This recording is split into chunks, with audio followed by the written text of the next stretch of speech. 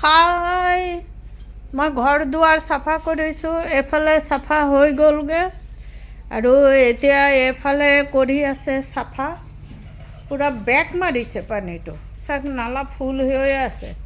Main ড্ৰেইনটো ফুল যে, সেইকাৰণে নালাটো ফুল হৈছে। গোটেই গছ চছ অতৰাই চাফা কৰিছোঁ। ফুল এইবাৰ নহ'ল, দুদিন পিছে পিছে গুৱাহাটী গৈ আছোঁ যে কাৰণ হ'ল। এই দাদাজনে চাফা কৰি আছে। এফালে কি কৰিব, মেইন ড্ৰেইনটো ফুল যে, সেইকাৰণে গছটো অলপ চলপ কাটি দিলোঁ। এফালেও চাফা কৰিলে ধুনীয়াকৈ। মোৰ আকৌ চাফা নাথাকিলে ভাল নালাগে। আলু হৈছে, আমাৰ কেইটামান আলু হৈছে, 2-3টা আলু হৈছে। আৰু দাদা এফালে চাই অলপ হাই কৰি দিয়ক। দাদাই ভালকৈ চাফা কৰিছে। চাফা কৰি আছোঁ আপোনাৰ। ভালে আছে? ভালে থাকোঁ। ঠিক আছে, গোটেইখিনি। তাৰপিছত ওপৰৰ সেই টেংকিটো চাফা কৰিব লাগিব।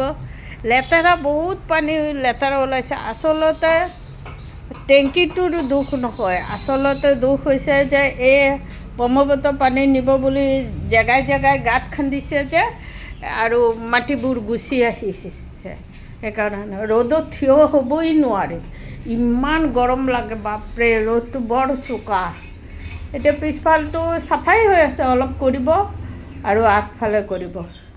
ঠিক আছে, তেনেহ'লে ৰাখিছোঁ। এয়া আমাৰ চাফা কৰাটো কেনেকুৱা হৈছে তোমালোকে ক'বা। মই ৰ'দত থিয় হ'ব নোৱাৰোঁ, ড্ৰেইনটো ফুল হৈয়ে আছে। চোৱা কি কৰিম, পানীটো নাযায়। মেইন ড্ৰেইনটো ফুল যে, সেইকাৰণে বেক মাৰে উল্টা। মানুহজনক বৰ ধুনীয়া চাফা কৰিছে। আজিলৈ ৰাখিছোঁ, আকৌ নেক্সট ভিডিঅ' তোমালোকক লগ পাম।